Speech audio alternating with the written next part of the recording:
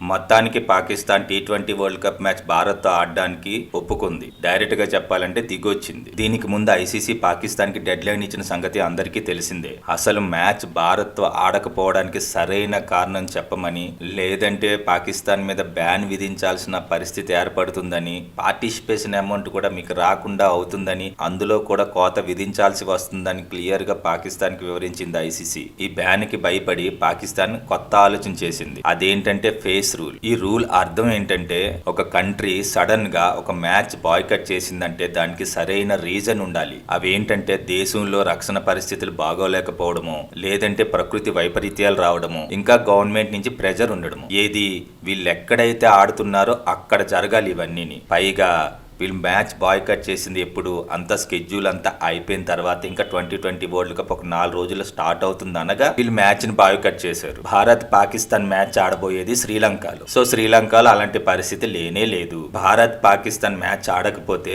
దాదాపుగా అందరికీ నష్టం వస్తుంది. పాకిస్తాన్ కి, శ్రీలంకకి, ఐసీసీకి, బీసీసీఐకి. కానీ ఇందులో ఎక్కువగా నష్టపోయేది ఎవరంటే శ్రీలంక, పాకిస్తాన్. అందుకే శ్రీలంక పాకిస్తాన్ మీద ప్రెజర్ పెట్టడం స్టార్ట్ చేసింది. సో ఐసీసీ దిగొస్తుందని, బీసీసీఐ వచ్చి బతిమాలుతుందని వీళ్ళు పాపం ఎన్నో ఊహలు ఊహించుకున్నారు. కానీ ఐసీసీ కానీ బీసీసీఐ కానీ వార్నింగ్ ఇచ్చింది, కానీ వాళ్ళని మాత్రం కనీసం బతిమాలలేదు. ఆడితే ఆడతామని చెప్పండి, లేదంటే లేదు, దాన్ని బట్టి మేము నిర్ణయం తీసుకుంటామని క్లియర్ గా చెప్పేశారు. ఈ లోపు పాకిస్తాన్ గవర్నమెంట్ మీద, పాకిస్తాన్ క్రికెట్ బోర్డు మీద సీనియర్స్ అందరూ విరుచుకుపడ్డారు.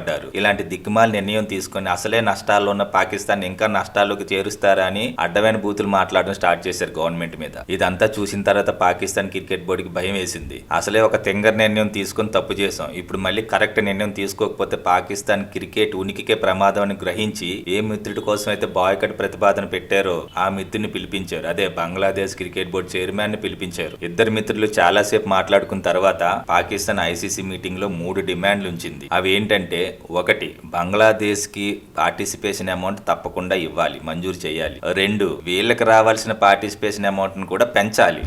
3, మ్యాచ్ అయిపోయిన తర్వాత షేక్ హ్యాండ్ ఇవ్వాలి. మేము ఎంత ఫీల్ అయ్యాం తెలుసా మాకు షేక్ హ్యాండ్ ఒప్పేసరికి అని ఐసీసీకి బతిమాలుకున్నారు. వాళ్ళ భాషలో డిమాండ్ చేశారు. ఐసీసీ, బీసీసీఐ కూడా ప్లాన్ మీద ఉన్నారు. ముందు మ్యాచ్ జరగనివ్వండి, అప్పుడు చూద్దాం అన్నట్టే మాట్లాడారు. ఈ డిమాండ్లు విన్న తర్వాత పాపం వాళ్ళ మిత్రుడు బంగ్లాదేశ్ కి చాలా కోపం వచ్చింది. లోపల నాతో మీటింగ్ లో చెప్పింది ఒకటి, మీరు ఐసీసీతో మాట్లాడింది ఒకటి, నన్ను ఎంత మోసం చేస్తారని పాపం అలిగి ఇంటికి వెళ్ళిపోయి. పాకిస్తాన్ చచ్చినట్టు మ్యాచ్ ఆడుతుందని అందరూ ఊహించిందే. నా ముందు వీడియోలో కూడా నేను ఇదే చెప్పా. ఐసీసీ ఖచ్చితంగా వీళ్ళ మీద యాక్షన్ తీసుకుంటారు. ఎందుకంటే ఈ మధ్యలో మొహసిన్ నఖ్వీ గడు ఒక ఎదో పని కూడా చేశాడు. దీని మీద కూడా ఐసీసీ, బీసీసీఐ చాలా కోపం మీద ఉన్నాయి. భారత్ తో మ్యాచ్ ఆడమని ప్రకటించిన తర్వాత ఈ మొహసిన్ నఖ్వీ గడు ఏం చేశాడంటే, అన్ని దేశాల క్రికెట్ బోర్డులకి ఫోన్ చేసి ఈ ఐసీసీ, బీసీసీఐ వేస్ట్, మనమే డివైడ్ అయిపోయి అందరం కలిసి ఒక కొత్త క్రికెట్ ప్రపంచాన్ని సృష్టిద్దాం అనుకున్నాడు. చాలా క్రికెట్ బోర్డులు తిరస్కరించాయి. ఇంగ్లాండ్ అయితే చాలా హార్ష్ గా రియాక్ట్ అయిందంట. అరే బాబు, క్రికెట్ కనిపెట్టింది మేము, ఇప్పుడే భారత్ మా నెత్తి మీద ఉండి ఆడుతుంది, ఇప్పుడు నువ్వు ఒకడు తయారయ్యావా, చాలా కఠినంగానే పాపం రియాక్ట్ అయ్యారంట. బంగ్లాదేశ్ ఒక్కటే కొంచెం సానుకూలంగా స్పందించింది, ఎంతైనా మిత్రుడు కదా. దీని మీద కూడా ఐసీసీ చాలా గుర్రుగా ఉంది. 15వ తారీఖున భారత్ పాకిస్తాన్ మ్యాచ్ ఖచ్చితంగా జరుగుతుంది. మ్యాచ్ ఆడతారు. నావి 2 కోరికలు. ముందు మ్యాచ్ లో ఆడినట్టు కాకుండా భారత్ రెచ్చిపోవాలి ఈ మ్యాచ్ లో. ఇంకొకటి, మ్యాచ్ అంతా అయిపోయిన తర్వాత దయచేసి షేక్ హ్యాండ్ మాత్రం ఇవ్వకండి. ఎదవలకి నిద్ర పట్టకూడదు. మన హిందూస్ ని చంపి పండగ చేసుకుంటున్న కొడుకులకి షేక్ హ్యాండ్ కావాలంట.